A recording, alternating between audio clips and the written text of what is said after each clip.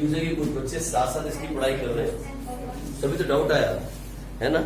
लिखो rise in investment and saving. लिखो during 5-year plan, during 5-year plans there has been considerable increase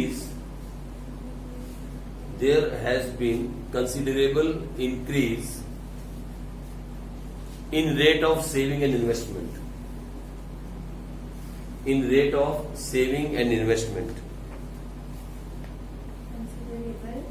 increase in rate of saving and investment. In 1950 and 51,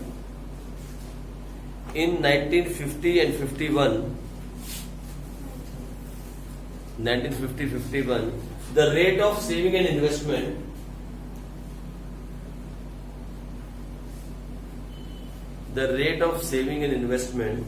was 9.5% of national income. Was 9.5% of national income. 50-51 के अंदर हम जितना कमाते थे उसका 9.5% save करते थे सिर्फ. Now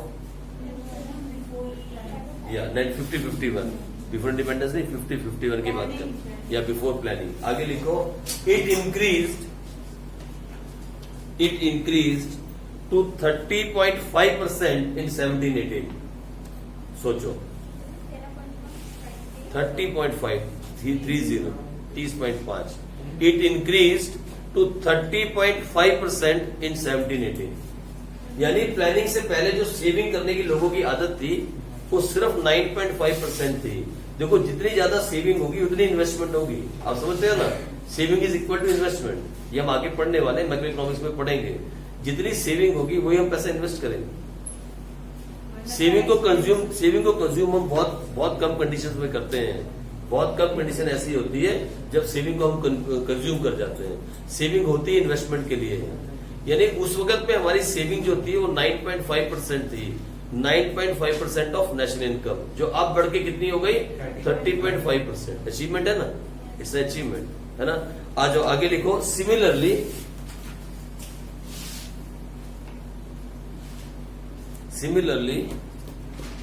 the rate of investment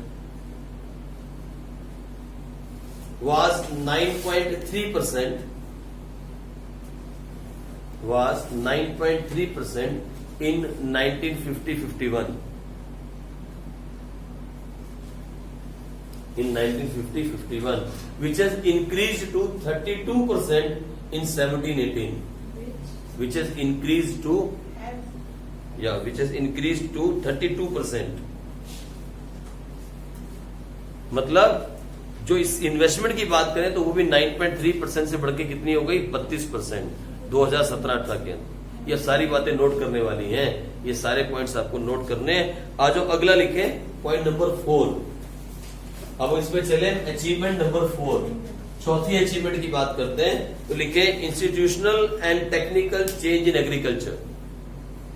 institutional and technical change in agriculture. ये चौथी बड़ी अचीवमेंट है जी. Institutional and technical change in agriculture. ये छोटा सा पॉइंट लिखो. Plans have contributed to the development of agriculture. Have contributed to the development of agriculture in two ways. Plans have contributed to development of agriculture in two ways. Number one, through land reforms. Number one, through land reforms, and number two, through improvement in technology.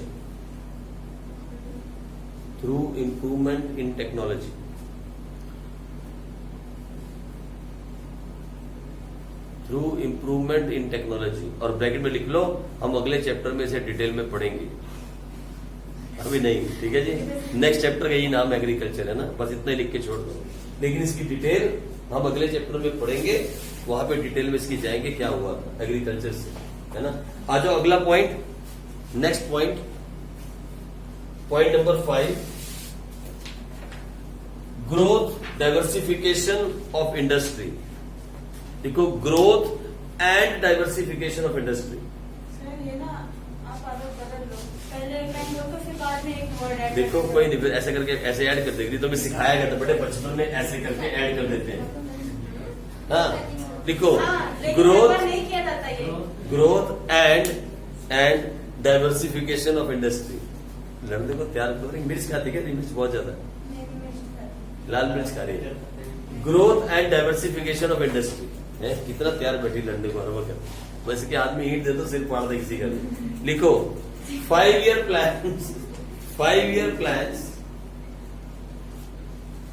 5 year plans gave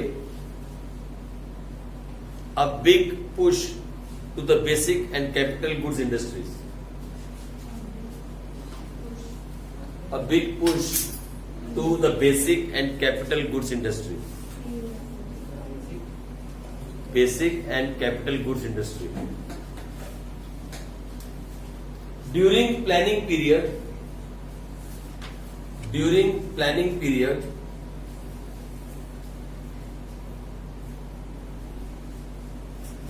the growth rate of industrial production during planning period, the growth rate of industrial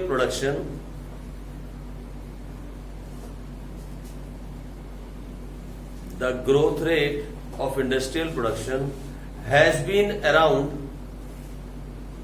7% per annum.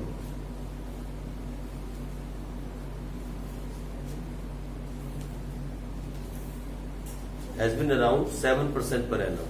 इसमें अगले next line में आ जाओ। Consumer goods industries,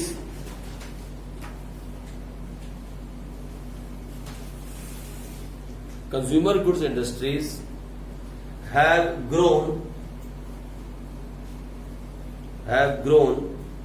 to achieve the level of self sufficiency, sufficient से बना sufficiency, self sufficiency, बस। Consumer goods industries have grown to achieve the level of self sufficiency. बोल दिया। आगे नेक्स्ट में आ जाओ। Indian economy is now ranked as 10th largest industrial economy in the world. Has now ranked as 10th largest industrial economy in the world. Indian economy is now ranked as 10th largest industrial economy in the world. ठीक है जी, ये 17-18 की बात है, 2017-18 की। उसके बाद का डाटा अभी तक बुक में नहीं है, यहां तक का है। ठीक है, आ जाओ आगे लास्ट पॉइंट। इसके बाद लास्ट एक और अचीवमेंट लिखो, इकोनॉमिक इंफ्रास्ट्रक्चर। सॉरी नो, क्या करोगे जान के? अभी जनरल इंटरेस्ट मत लो आप, इसमें आ जाओ। Economic infrastructure, point number 6, economic infrastructure. बहुत सारे देश हैं, ये तब की बात, सुनो, ये तब की बात है जब 17-18 की। लेकिन अगर हम आज की बात करें तो हमारे हालात बहुत खराब है। ठीक है, ऐसा वाला जो टाइम होता है जो आज चल रहा है, पैंडेमिक का टाइम चल रहा है, मतलब कोरोना वायरस जो चल रहा है, इसकी वजह से जो ग्रोथ रेट है उसको कहीं पे भी नापा नहीं जाता, उसको हम कहीं भी मेजर नहीं करेंगे, क्योंकि हमें मालूम है कि हर देश के हालात खराब है। लेकिन वैसे देखें तो अब अगर हम 2020 की बात करते हैं, मतलब जब साल शुरू हुआ था, या 19 की बात करें, एंड की साल के एंड की बात करें, तो हम ऑलरेडी चौथे या 5वें नंबर पे थे। हमसे ऊपर 4 ही देश थे, एक अमेरिका हमसे ऊपर था, जापान हमसे ऊपर था, और चीन था हमसे ऊपर, और उसके बाद चौथे नंबर पे हम थे। अगर इंडस्ट्रियल प्रोडक्शन की बात करें, जीडीपी ग्रोथ रेट की बात करें, तो we are on the 4th, और एक टाइम तो ऐसा भी आया था बीच में 2016 के अंदर 16-17 के बाद में एक ऐसा टाइम भी आया था जब हम लोग ऑलरेडी तीसरे नंबर पे थे, हम थर्ड पे भी आ गए थे। लेकिन अब जापान भी या हमने पीछे छोड़ दिया था, लेकिन अब हालात बहुत खराब है, इसलिए इसको हम कैलकुलेट नहीं कर सकते। इसको हम जीडीपी ग्रोथ की बात कर रहे हैं, मैं जीडीपी ग्रोथ की बात कर रहा हूँ, ये इंडस्ट्रियल ग्रोथ की बात कर रहा है, ये जो हमने लिखा है इंडस्ट्रियल ग्रोथ है। लेकिन जीडीपी के अंदर हम तीसरे चौथे नंबर तक पहुंच चुके हैं, वहां तक हमने टच किया है, वहां तक हम लोग जा चुके हैं, इतनी रैंकिंग इंडिया को मिली है। ठीक है जी, आ जाओ अब economic infrastructure. Next point is economic infrastructure. Means of transport and communication, means of transport and communication, comma,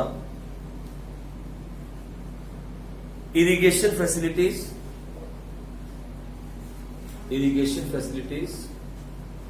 and power generation, irrigation facilities and power generation, etc. are key elements of economic infrastructure.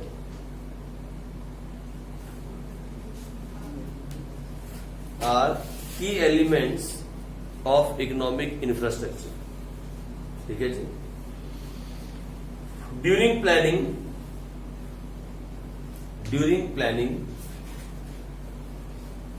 it has recorded. During planning, it has recorded a significant growth rate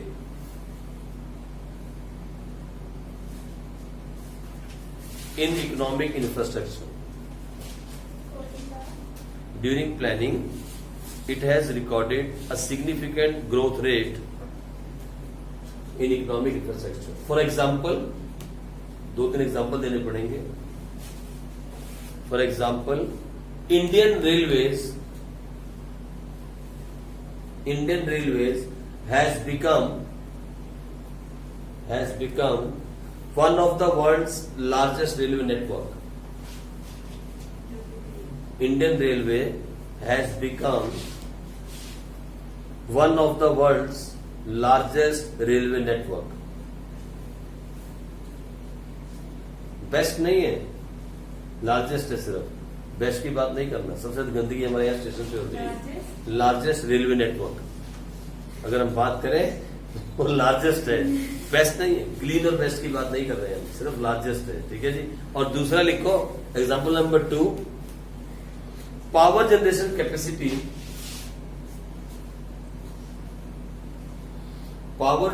capacity, which was, ये point में आता है जी, ये आपको filling lines में आएगा, ये वाला इसको अंडरलाइन करना।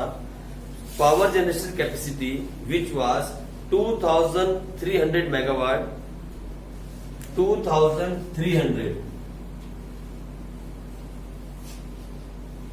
in 1950-51, 2300 megawatt in 1950-51 has increased to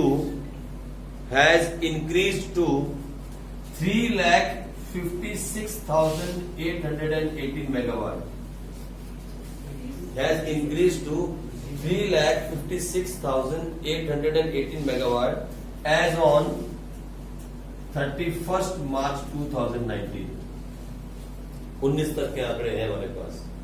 सोचो आप 50-51 के अंदर 2,300 मेगावाट से बढ़ के कितना हो गया, 3,56,818 मेगावाट एज ऑन 31st मार्च 2019। कितनी बड़ी जंप है, कितनी बड़ी जंप है। देखा जाए तो 40-50 साल के अंदर कितनी बड़ी जंप है ना, बहुत बड़ी जंप थी भाई। आ जाओ आगे, आगे लिखो, आगे लिखो, इसी में नेक्स्ट वाले में आ जाओ। तीसरा एग्जाम्पल लिखो। A revolutionary growth of IT sector, लिखो, a revolutionary growth of IT sector has earned India of IT sector has earned India the distinction of a global player. The distinction of a global player in the international market. ये भी बहुत बड़ी growth है हमारे लिए. The distinction of a global player in the international market. IT sector सबसे बड़ा India का है. ठीक है जी, ये तीसरी बात, तीसरा एग्जाम्पल हुआ.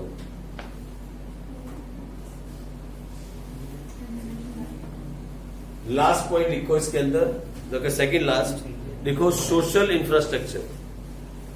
ये हो गया इकोनॉमिक इंफ्रास्ट्रक्चर. अब लिखो सोशल इंफ्रास्ट्रक्चर. Point number 7. ये हमारी 7वीं अचीवमेंट है जो हम पढ़ रहे हैं. ये है सोशल इंफ्रास्ट्रक्चर. लिखो health and education facilities. Health and education facilities. Health and education facilities are the key parameters of social infrastructure. यानी इकोनॉमिक अगर चेक करनी है तो हम देख सकते हैं ट्रांसपोर्ट, कम्युनिकेशन, पावर जनरेशन, ये वाली बातें. सोशल चेक करना हो तो दो चीजें देख रहे हैं. कौन सी? एक हेल्थ और एक education. Are the key parameters of social infrastructure. देखो health and education facilities are the key parameters of social infrastructure. There have, देखो these have recorded a significant rise.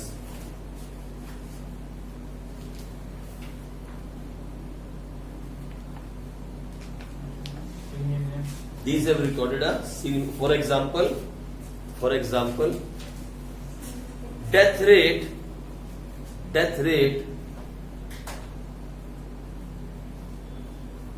has come down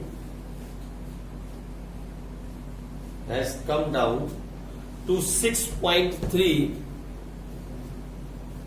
Death rate has come down to 6.3 per thousand in 2017 from 27 per thousand in 1951.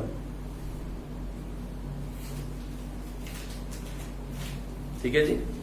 मतलब जो death rate है वो अब 6.3 हो गया पर thousand के पीछे, जो कि पहले कितना था? 27 पर थाउजेंड के पीछे. ये कैसे हुआ? Because of the good facilities, medical facilities. ठीक है, आगे लिखो एवरेज लाइफ, या इसी में second example, average life expectancy, expect करना, हैज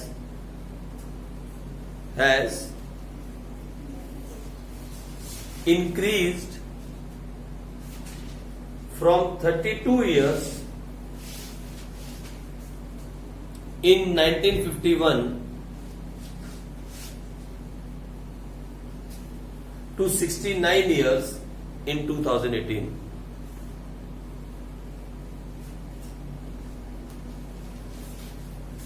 ठीक है जी.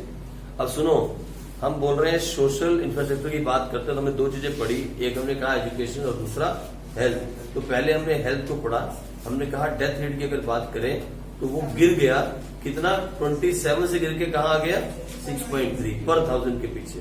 यानी 1951 में 27 था पर थाउजेंड, जो गिर के कितना रह गया?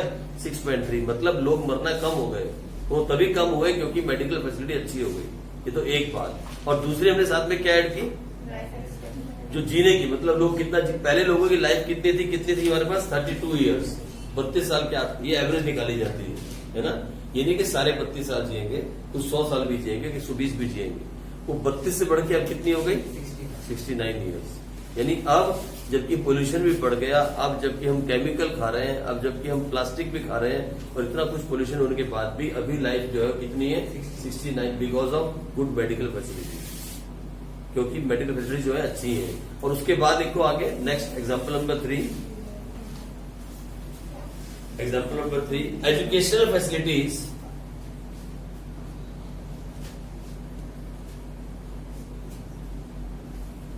Comma, the number of school going students,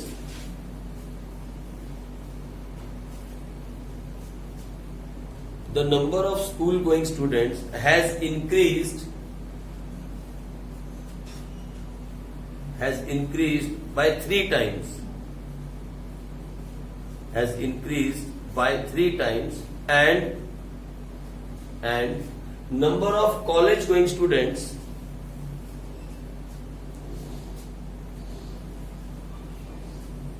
has increased by 5 times since 1951.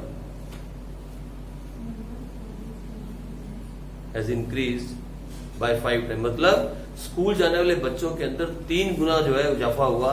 पहले 1951 में अगर एक बच्चा जा रहा तो आप उसके 3 गुना 3 बच्चे जा रहे हैं। और कॉलेज जाने वाले बच्चों में भी 5 गुना 5 टाइम्स। यानी पहले लोग जो थे सेकेंडरी एजुकेशन के बाद पढ़ाई छोड़ देते थे। इसका मतलब ये हुआ कि लोग अब आगे भी पढ़ रहे हैं। ठीक है जी। 51 के कंपेयरली 5 गुना लोग ज्यादा कॉलेज जा रहे हैं और 3 गुना ज्यादा बच्चे स्कूल जा रहे हैं। ये बातें हमने पढ़ी हेल्थ और एजुकेशन को लेकर, है जी। सारा डाटा वही तक हमारे पास वही तक डाटा है। ठीक है जी। यानी कॉलेज जाने वाले बच्चे जो है 5 गुना से बढ़ गए, स्कूल जाने वाले 3 गुना से बढ़ गए। मरने वाले लोग 27 से घट के पर 1000 से 6.3 पे आ गए। और जीने वाले लोग जो पहले 32 साल जीते थे अब वो 69 ईयर जीते हैं। ऐसे ही पॉइंट को याद किया जाएगा। पॉइंट को याद करने के लिए ये जो इसके बीच की लाइनिंग है उसकी रेक्टिफिकेशन नहीं की जाएगी। आपको सिर्फ लिखना अपनी लैंग्वेज में है, लेकिन याद जो करने वाली बात है वो ये है कि अगर आपसे कोई पूछे कि अगर हम बात कर रहे हैं कि क्या अचीवमेंट हुई प्लानिंग की, और इसकी अगर हम बात करें सोशल इंफ्रास्ट्रक्चर की बात करें, तो आपको 2 बातें दिमाग में लानी है, एक हेल्थ और दूसरा एजुकेशन। जब बात हेल्थ की आएगी तो हेल्थ के अंदर हम चेक करेंगे डेथ रेट, जो कि 27 था वो गिर के कितना हो गया 6, मतलब लोग कम मर रहे हैं। और फिर दूसरा लाइफ जीने की अगर बात करें तो जो पहले 32 से बढ़ के कितना हो गया 69। ठीक, तो ये बात दिमाग में रखनी। और अगर हम पढ़ाई की बात करें, एजुकेशन की बात करें, तो स्कूल जाने वाले बच्चे पहले के मुकाबले 1951 के मुकाबले अब 3 गुना ज्यादा हो गए और कॉलेज जाने वाले 5 गुना ज्यादा हो गए। कैसे बातें याद दिमाग में रखनी है। और जब हम बात करेंगे इकोनॉमिक की, तो इकोनॉमिक के अंदर देखा जाता है क्या, ट्रांसपोर्ट, कम्युनिकेशन, पावर जनरेशन और बहुत सारी बातें। उसके अंदर हमने कहा अगर रेलवे की बात करें तो रेलवे जो है इतनी बड़ी अचीवमेंट थी कि पूरे दुनिया का सबसे लार्जेस्ट नेटवर्क इंडिया का हो गया, रेलवे की बात करें। और अगर पावर जनरेशन की बात करें तो 2300 मेगावाट जो हम बनाते थे 1951 के अंदर, वो बढ़ के कितनी हो गई 3 लाख समथिंग। कितनी बनी थी 3,56,818। कब 2019 तक फाइनेंशियल ईयर के एंड हो गया ना, 2018-19 की बात कर रहे हैं। यानी 2300 से जंप मारी हमने 3,56,000। अगर एग्जैक्ट फिगर याद ना आए आपको बाई चांस वहां पे पेपर के अंदर, तो आप लिख सकते हो 3 लाख, फिर आगे लिख सकते हो अप्रोक्स। अगर मान लो भूल जाओ थोड़ा सा और 350 दिमाग में याद रह जाए तो 350 लिख के अप्रोक्स लिख देना, लेकिन फिगर पक्का लिखना। यहाँ पूरे इस किताब के अंदर फिगर्स के ही नंबर हैं। जितने ज्यादा आप टेबल्स बनाओगे, जितने ज्यादा फिगर्स को लिखोगे, उतने अच्छे मार्क्स आपको मिलेंगे इस बुक के अंदर। क्योंकि नहीं तो आप ऐसे लिखते जाओगे ना तो कोई चेक नहीं करेगा। वो जो फिगर्स आपकी अंडरलाइन रहेंगी उसी को पढ़ेगा वो। जो एग्जामिनर है वो आपकी फिगर्स को ही पढ़ेगा और समझ जाएगा कि बच्चे को आता है, रटाफिकेशन नहीं है। लैंग्वेज आप कुछ भी लिख सकते हो, बस इंग्लिश में होना चाहिए, क्योंकि इंग्लिश मीडियम है ना सारे के सारे। इंग्लिश लैंग्वेज लिखो और कोई भी बात गलत मत लिखो, बाकी अपने आप से कुछ भी लिखो। ये लैंग्वेज जरूरी नहीं लिखनी है आप, फिगर सही होनी चाहिए, जो फिगर्स हम लिख रहे हैं वो होनी चाहिए। ठीक है जी। तो चलो अगला आ जाओ, लास्ट एम्प्लॉयमेंट, सबसे बड़ा काम एम्प्लॉयमेंट। एम्प्लॉयमेंट में इतनी अचीवमेंट तो नहीं है, फिर भी लिखो, है जी। एम्प्लॉयमेंट लास्ट पॉइंट लिखो, पॉइंट नंबर 8 लिखो employment.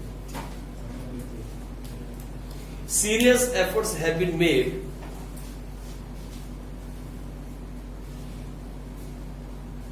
serious efforts have been made during plans to increase the employment opportunities. Serious efforts have been made during plans to increase the employment opportunities. देखो सबसे पहला, in different 5-year plan, मतलब अलग अलग plannings के अंदर, in different 5-year plan,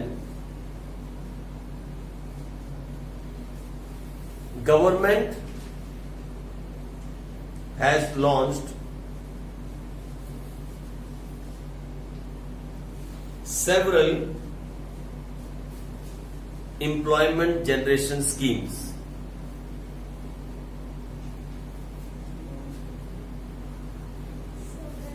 Several employment generation schemes. It या employment generation, रोजगार पैदा करना, रोजगार के अवसर पैदा करना, एम्प्लॉयमेंट जनरेट करना. ठीक है, आगे लिखो.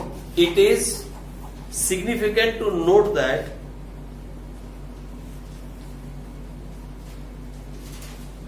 it is significant to note that in 12th 5-year plan, in 12th 5-year plan, government has fixed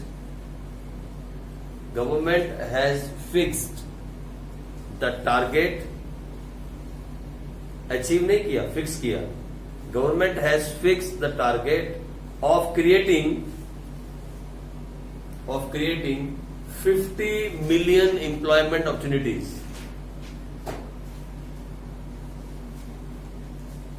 50 million employment opportunities. And 50 million employment opportunities. मतलब गवर्नमेंट ने जो 12वीं प्लान थी ना, हमारी 12th प्लान, उसमें क्या टारगेट रखा? 50 मिलियन रोजगार पैदा करने का प्लान था. To create 50 million employment opportunity. मतलब लोगों को 50 मिलियन कितना हो गया आपके यहाँ पे? 50 लाख. 50 के साथ 6 जीरो होगी ना, 50 के साथ 6 जीरो, 5 करोड़. 5 करोड़ रोजगार पैदा करने का जो था हमारा टारगेट था, 5 करोड़, है ना. एक बारी में जब पेपर होते हैं सीबीएसई बोर्ड के, 34-36 लाख बच्चे एक साथ पास होते हैं 12th क्लास में. मालूम है? आप 12th क्लास के सारे स्ट्रीम अगर गिनते हो तो 34 से लेकर 36 लाख बच्चे बैठते हैं एक बार पेपर देने में 12th क्लास में. और बहुत सारे बच्चे ऐसे होते हैं जो 12th क्लास करने के बाद जॉब की लाइन में लग जाते हैं, जॉब अप्लाई करना स्टार्ट कर देते हैं. तो हर साल कितने लोग निकल रहे हैं सिर्फ सीबीएसई बोर्ड, और बहुत सारे बोर्ड है, Bihar board, UP board, Haryana board, ये बोर्ड, वो बोर्ड, बहुत सारे. मैं सिर्फ सीबीएसई का बता रहा हूँ. अगर ओवरऑल सारे हम टोटल करते हैं तो ऑलमोस्ट 60-67 लाख बच्चे एक साल में निकलते हैं पास आउट होके. और वो सारे के सारे बच्चे, उसमें से ज्यादा से 50% ज्यादा बच्चे ऐसे जो आगे नहीं पढ़ते और जॉब ढूंढने में लग जाते हैं. और जो आगे पढ़ते हैं, जो आगे पढ़ने को निकलते हैं, उनमें से सिर्फ 10% बच्चे ऐसे होते हैं जो करते हैं प्रोफेशनल स्टडी. बाकी सब भेड़ चाल, एक के पीछे तू आगे मैं पीछे, वो वाला काम. देखिए सिर्फ 10% बच्चे जो है वो प्रोफेशनल स्टडी करते हैं, जो मेन स्टडी करते हैं, बड़ी स्टडी करते हैं. जैसे नीट के लिए जाते हैं, मतलब इंजीनियर बनना चाहते हैं, डॉक्टर बनना चाहते हैं, चार्टर्ड अकाउंटेंट बनना चाहते हैं, वो सिर्फ 10% बच्चे हैं. बाकी सब एक के पीछे एक. सारे कॉलेज भरे पड़े हैं. देखो ना सारे कॉलेज, कोई भी कॉलेज नया खुल जाता है ना, वहाँ सीट फुल हो जाती है. अभी गवर्नमेंट कॉलेज का कल बता रहे थे, गवर्नमेंट कॉलेज के अंदर बहुत कम फीस होती है. सरकारी कॉलेज सीटें सिर्फ 400 हैं, और कॉमर्स के जो बच्चों ने अप्लाई किया है वो है 4000. 4000 कॉमर्स ने अप्लाई फॉर 400 सीट्स. 4000 बच्चों ने इस बार एप्लीकेशन दी है, और उसकी सिर्फ 400 सीट है उसके पास. जनरल कैटेगरी वाइज है ना, गवर्नमेंट कॉलेज में कैटेगरी है, तो SC OBC अलग अलग. तो जनरल कैटेगरी में 4000 बच्चों ने अप्लाई किया, और सीटें कितनी है? इतना बच्चा पढ़ के बैठा है 12th क्लास, और कहाँ से मिलेगी इसको? मतलब वो गवर्नमेंट कॉलेज में पढ़ना चाहता है क्योंकि वहाँ फीस बहुत कम है. वहाँ की फीस आपके SD कॉलेज और जीवन कॉलेज से बहुत कम है, तो बच्चे वहाँ पढ़ना चाहते हैं. 4000 बच्चों ने अप्लाई किया है वहाँ पे सीट के लिए, और 400 सीटें अवेलेबल. तो कोई भी कॉलेज खुले ना, भर जाता है. हर कॉलेज, हर स्कूल. आपने मुश्किल से कोई एक स्कूल देखा होगा जहाँ बच्चे नहीं होंगे, कोई बहुत ही गंदा स्कूल हो तो, लेकिन हर स्कूल फुल है. तो जितने बच्चे पढ़ रहे हैं वो सबके सब जॉब ढूंढेंगे ना बाद में. पढ़ने का मकसद क्या है? लास्ट में टारगेट क्या है? एंड टारगेट क्या है? पढ़ने का मकसद क्या है? जॉब करना, लास्ट में अच्छी जॉब ढूंढना. इसीलिए इतना बड़ा बदलाव हो रहा है. मालूम है आपको कितना बड़ा चेंज आ रहा है? मालूम है आपको हमारी जो एजुकेशन पॉलिसी में कितना बड़ा चेंज आ रहा है? मालूम है आपको? सब कुछ बदल जाएगा. इस सब कुछ चेंज करने के पीछे कारण यही है कि हमें जॉब मिल सके. आज तक टारगेट ये है कि हमारे में जो बच्चे पढ़ते हैं ना, वो 10% बच्चे जो पढ़ते हैं ना प्रोफेशनल स्टडी, वही जॉब करने के काबिल है. बाकी 90% जॉब करने के काबिल नहीं. इंटरनेशनल मार्केट में हम खड़े नहीं होते. आप वीजा के लिए अप्लाई कर दो, स्टडी वीजा के लिए, वो आपसे पूछे कि कौन सी डिग्री की, बोलो BCom, BA या BSc, वो बोलेंगे वैलिड ही नहीं है, इट इज नॉट वैलिड। 4 साल से नीचे की डिग्री को डिग्री नहीं मानते फॉरेन वाले, और हमारे यहाँ 3.5 साल की है, अब 4 की है, अब 4 की कर रहे हैं, इसीलिए कर रहे थे कि बच्चे बाहर जा सके। वो हमारी पढ़ाई को पढ़ाई नहीं मानते फॉरेन वाले, वो कहते हैं कोई पढ़ाई है, किताबों में थ्योरेटिकली पढ़ते जाओ, रट्टे मारते जाओ, पास होते जाओ, सीखते तो कुछ हो नहीं है, प्रैक्टिकल है ही नहीं। और अभी प्रैक्टिकल था तो उसको घटा दिया। अब देखो ना, अकाउंट्स में 100 नंबर का प्रैक्टिकल था पहले हमारे टाइम में, कोई वो नहीं थी, क्या बोलते हैं उसको, ये आपका वाइवा और ये सब ड्रामेबाजी, ये सब ड्रामेबाजी है नंबर देने के लिए आपको, ये सब हटाना चाहिए, सब हटाओ, सीधा टेस्ट लो 100 नंबर का, जिसमें एबिलिटी होगी वो आगे निकलेगा, जिसमें नहीं होगी पीछे रहेगा। और जिस बच्चे के 60 नंबर ना आए उससे क्लास रिपीट करवाओ, दोबारा से रिपीट करो, है? जिसके 60 मार्क्स ना आए हर सब्जेक्ट के अंदर, उसको क्लास रिपीट करवाओ। अगर हर एक में 60 मार्क्स नहीं आए, एक में नहीं आए, तो उसको बोलो दोबारा पेपर दे, 100 में कम से कम पासिंग रखो, 60% पासिंग रखो। और जॉब के लिए अप्लाई करना हो तो ओवरऑल परसेंटेज होनी चाहिए 80%। उसके नीचे कोई बच्चा सरकारी जॉब के लिए अप्लाई नहीं कर सकता, उसके नीचे वाले बच्चे को जॉब अप्लाई नहीं कर सकता, गवर्नमेंट जॉब अप्लाई नहीं कर सकता। फिर देखो बच्चे कैसे सीखेंगे और पढ़ेंगे। अभी क्या है मालूम है, 33% वाला बच्चा भी जॉब के लिए अप्लाई कर रहा है, और बेचारा 95 वाला भी सेम जॉब के लिए अप्लाई कर रहा है। उसकी ज्यादा पहुंच है, उसकी कोई ना कोई मिनिस्टर से जान पहचान है, तो उसको जॉब मिल जा रही है, या वो शेड्यूल कास्ट है, और जो मेन पढ़ा लिखा बच्चा है वो बेचारा 95 लेके बैठा हुआ है। ये वाली कहानी चल रही है। तो वो 95 वाला पता क्या बोलता है, इतनी मेहनत मैंने क्यों की, ये वाली कहानी है। अच्छा आ जाओ, तो हम कहाँ पे थे, एम्प्लॉयमेंट के, लिखो लिखो लिखो, आगे चलो, खत्म हो गई बातें, बस इतना ही था। आगे चले, आज बर्थडे है मोदी जी को, मालूम है? अब आ जाओ, आगे लिखिए फेलियर ऑफ प्लानिंग। अब फेलियर की बात करते हैं, 3 इसके फेलियर भी लिख लें। ये तो अचीवमेंट हो गई। अब बात करते हैं लास्ट टॉपिक की, और चैप्टर को खत्म करें, वो है फेलियर ऑफ प्लानिंग। फटाफट से सबसे है जी, खत्म हो जाएगा। सबसे पहले लिखो, पहली फेलियर लिखो पॉवर्टी, लिखो पॉवर्टी, पॉवर्टी सबसे पहली गरीबी।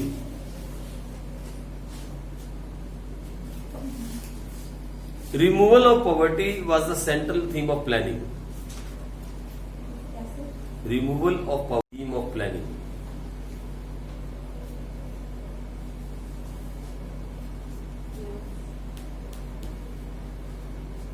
मतलब सबसे बड़ा जो एम था वो था गरीबी हटाना, central theme of poverty. But theme of planning, या central theme of planning, but still there is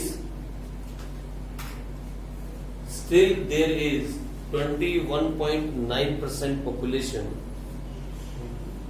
Still there is 21.9% population which still lives below poverty line.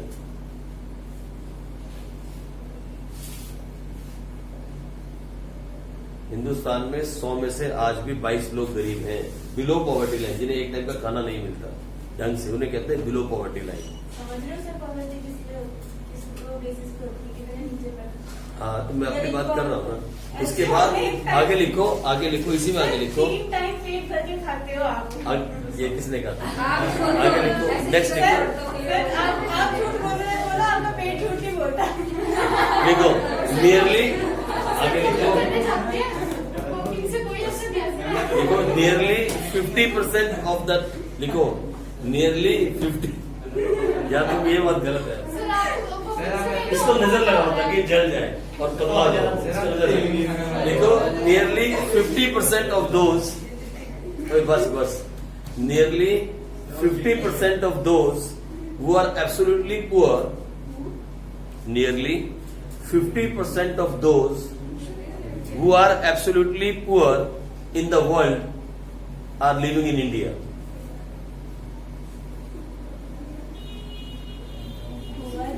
Poor in the world are living in India. मतलब पूरे देश के 50% गरीब तो हिंदुस्तान में है, पूरे वर्ल्ड के, पूरे ग्लोब के 50% गरीब हिंदुस्तान में है जी। या मतलब जो जिनके पास कुछ भी नहीं, रहने को कुछ नहीं, खाने को कुछ नहीं, पढ़ने को कुछ नहीं, वो है एब्सोल्यूट पुअर। और वो कहाँ है? हिंदुस्तान में है। देखो नोट करने वाली बात, ये है फेलियर ऑफ प्लानिंग। हम पढ़ रहे हैं फेलियर ऑफ प्लानिंग, कहाँ प्लानिंग फेल हुई। तो जहां बात आई ना रिमूवल ऑफ पॉवर्टी की, वहां फेल हो गए। मतलब हम गरीबी नहीं हटा सके। आज भी 21.9% लोग गरीब हैं और पूरी दुनिया के 50% एब्सोल्यूटली पुअर जो है आज भी इंडिया में है। ये दो बातें याद रखने वाली हैं, तीसरी कोई नहीं। आ जाओ आगे लिखो next, high rate of inflation. छोड़ो, high rate of inflation, high rate of inflation. मालूम है इन्फ्लेशन क्या होता है? महंगाई। तो लिखो we have failed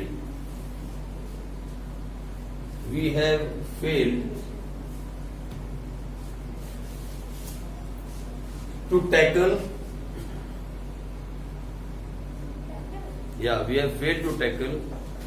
inflation in the country.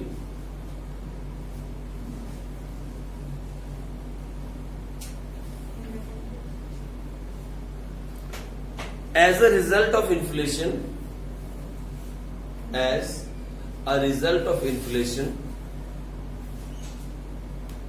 during 5-year plans,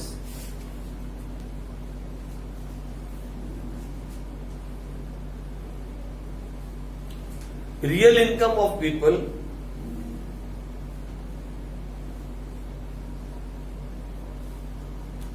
has decreased. मालूम है इन्फ्लेशन के बढ़ने से जो रियल इनकम होती है वो घट जाती है। इनकम दो तरह की होती है, एक इनकम और एक रियल इनकम। इनकम वो जो आप कमाते हो महीने के बाद सैलरी मिलती है, एक होती है real income.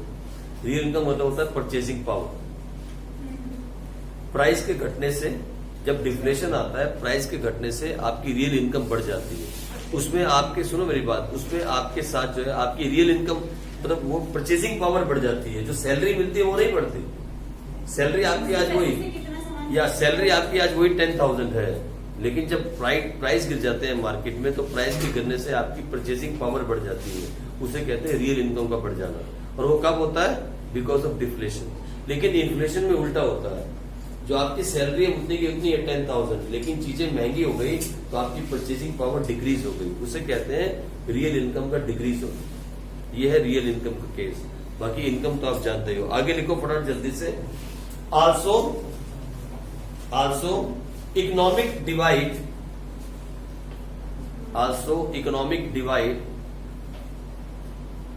between rich and poor has tended to increase. अब देखो ना क्या हो गया, economic divide between rich and poor, मतलब अमीर और गरीबी के बीच में जो दायरा था वो बढ़ता चला गया इन्फ्लेशन से। इन्फ्लेशन का असर किस पे होता है मालूम? गरीब आदमी। जो अमीर है पहले से, जिसके पास इतना पैसा है, उसके लिए इन्फ्लेशन कुछ नहीं है। इन्फ्लेशन मायने करती है किसके लिए? गरीब आदमी। तो जो बीच में गैप था, the economic divide between rich and poor, वो भी बड़ा हो गया। वो जो गैप है ना वो भी बड़ा होता जा रहा है। इन्फ्लेशन से क्या होता जा रहा है? गरीब और उसकी परचेजिंग पावर और घट रही है। यानी जो आम जरूरत की चीजें हैं अब वो भी परचेज नहीं कर पाता, तो उसकी परचेजिंग पावर घट रही है। तो अमीर जो है वो सब कुछ बाय कर रहा है। तो अमीर और गरीब के बीच की जो खाई है अब वो और बढ़ती जा रही है बिकॉज ऑफ इन्फ्लेशन। वो गैप दायरा और बढ़ता जा रहा है बिकॉज ऑफ इन्फ्लेशन। यही बात आपने लिखी है। ये दूसरा फेलियर था, हम इन्फ्लेशन को रोक नहीं पाए। We were fail to stop the inflation in the economy. सच्ची बात है, जितनी इन्फ्लेशन हिंदुस्तान में बढ़ी वो दुनिया में कहीं भी नहीं बढ़ी। सबसे ज्यादा इन्फ्लेशन यहाँ पे बढ़ी because of corruption also. Corruption की वजह से भी बढ़ जाती है इन्फ्लेशन, मालूम है आपको? वो जो ब्लैक मार्केटिंग होती है और स्टॉक होता है उससे भी इन्फ्लेशन बढ़ती है। आज देखो ना आप, अभी कल परसों अगर आप न्यूज सुनो तो आप न्यूज सुन के बहुत सारी बातें सीख सकते हो। अगर आप न्यूज देखो ना, वो मैं आपसे हमेशा रिक्वेस्ट करता हूँ कि आप 15 मिनट के लिए डीएनए पक्का देखा करो। एक प्रोग्राम आता है जी न्यूज पे डीएनए, वो शुरू के 15 मिनट जो है ना, जिसमें मेन न्यूज आती है 15-20 न्यूज, वो पक्का देखा करो आप। बाकी सब बकवास है। मुझे वही सबसे अच्छा लगा डीएनए, उसमें वो सारी बातें पता लग जाती है देश। अभी देखो, अभी प्राइस जो था ना ओनियन का प्राइस, कुछ दिन पहले 80 रुपीज के आसपास चला गया है। 80 रुपीज के आसपास चला गया। कुछ दिन पहले, 2-3 दिन पहले गवर्नमेंट ने परसों बैन कर दिया एक्सपोर्ट ऑफ ओनियन। एक्सपोर्ट, बाहर भेजना, एक्सपोर्ट को कोई भी तरीके का प्याज बाहर नहीं जाएगा देश से। और जैसे ही एक्सपोर्ट को बैन किया, एक्सपोर्ट समझते आप, मतलब बाहर नहीं करना है, तो गवर्नमेंट ने जैसे ही इसको बैन किया, प्राइस तुरंत गिर के अब 60 रुपीज पे आ गया और कहीं कहीं 50 रुपीज पे भी पहुंच गया मंडी के अंदर। आप सोचो इसका मतलब क्या था, मतलब 2 दिन के अंदर प्याज तो नहीं गया बाहर, तो फिर प्राइस कैसे इतना घटा? मालूम इसका मतलब था जो ब्लैक मार्केटिंग थी, जो स्टॉकिंग हो रही थी, अब वो बाहर निकल आई। जो लोगों ने स्टॉक करके प्याज को रख दिया था, इसको हम एक्सपोर्ट कर देंगे या इसको दबा के रख लो, जब प्राइस बहुत हाई जाएगा तो अब बेच देंगे। ये बहुत बड़ा धंधा है, ये बहुत बड़ा बिजनेस है ब्लैक मार्केटिंग का। ये लोग क्या करते हैं, जैसे ही फसल हुई उठा के इसको डाल दिया स्टोरेज के अंदर। प्याज तो रह जाता है ना 1 साल तक, उठा के उसको स्टोरेज में डाल दिया और वेट करने लगे। अभी स्टोरेज में सबने डाल दिया तो क्या होगा, मार्केट डिमांड पूरी नहीं हो पाई, लोगों को प्याज चाहिए। और उन्होंने क्या किया, प्याज हुआ है, प्रोडक्शन हुई है, लेकिन वो स्टोर में पड़ी है, उसको मार्केट तक आने नहीं दिया। तो सप्लाई क्या हुई, लेस डिमांड, तो फिर क्या बढ़ेगा, प्राइस को बढ़ा दिया। और जैसे ही प्राइस बढ़ा, स्टोर से निकाल के मार्केट में डाल दिया, कमा लिया पैसा। 10 रुपए का फार्मर से लिया और 100 रुपए का बेच दिया 90 रुपीज को। हाँ यही है, फार्मर्स को तो 10 रुपए मिलते हैं बेचारे को, गरीब किसान को तो 10 रुपए मिल रहे हैं किलो के पीछे। बीच में जो आदमी है ना, वो एजेंट, उसने कमा दिए पैसे, वो कमा के, जिसे हम क्या बोलते हो ना आड़ती, जिसे हम आड़ती कहते हैं। हाँ, उसको मंडी की भाषा में आड़ती बोलते हैं। हाँ, आड़ती होते हैं, उन्हें आड़ती, मिडिल मैन जिसे कहते हैं, उसे आड़ती बोलते हैं। वो पैसे कमाते। तो लिखो, तीसरा पॉइंट लिखो, अनएम्प्लॉयमेंट क्राइसिस। लास्ट पॉइंट, फिर चैप्टर खत्म। Unemployment crisis,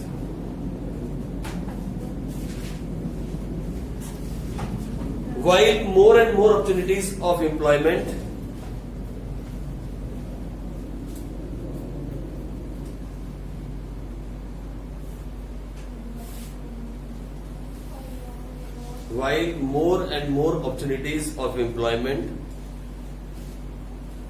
have been generated,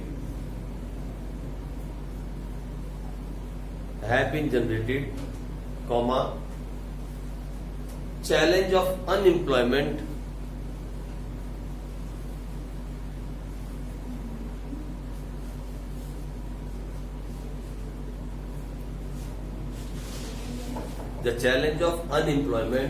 has not subsided, मतलब हमने जितनी भी एम्प्लॉयमेंट अपॉर्चुनिटी को बढ़ाया, फिर भी जो अनएम्प्लॉयमेंट है उसे हम रोक नहीं पाए। अनएम्प्लॉयमेंट नहीं रुक रही। कैसे, अब लिखो आगे, at the end of first plan 53 lakh person were unemployed. 53 lakh at the end of first plan 53 lakh person were unemployed. कितने, 53 lakh. Okay, in March 2016, at the end of first plan, 53 lakh people were unemployed. In March 2016, it increased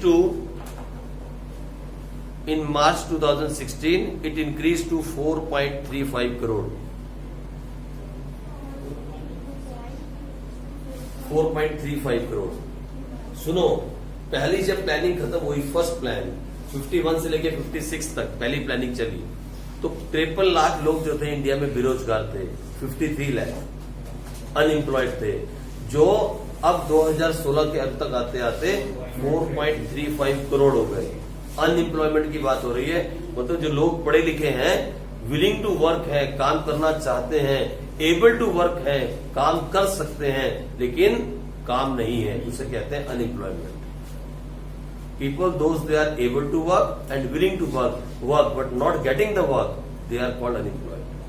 ऐसे 2016 के last तक 4.35 करोड़ ऐसे बच्चे हैं जिनको job नहीं मिली 2016 तक, और अब ये आंकड़ा और भी बढ़ गया होगा, क्योंकि हर साल बच्चे ऐड हो रहे हैं इसमें, हर साल उसमें अनएम्प्लॉयमेंट में ऐड हो रहे हैं। तो ये भी हमारे एक फेलियर था।